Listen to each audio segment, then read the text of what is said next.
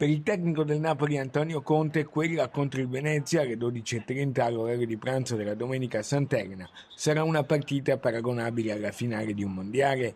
Il mister del Venezia Eusebio Di Francesco risponde così. Sarà una partita difficilissima.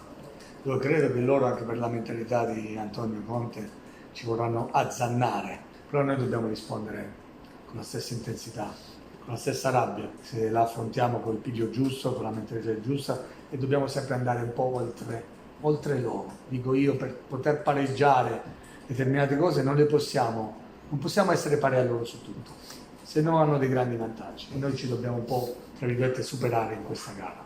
In Laguna arriva un Napoli in piena corsa scudetto per gli arancione-verdi, una gara sulla carta proibitiva, ma servono urgentemente punti per continuare a credere nella salvezza. Ci manca un po' dannatamente questa vittoria, ci siamo andati spesso vicino, siamo stati bravi magari a recuperare nell'ultima, però abbiamo avuto sempre quelle opportunità, quelle chance che non abbiamo sfruttato al meglio.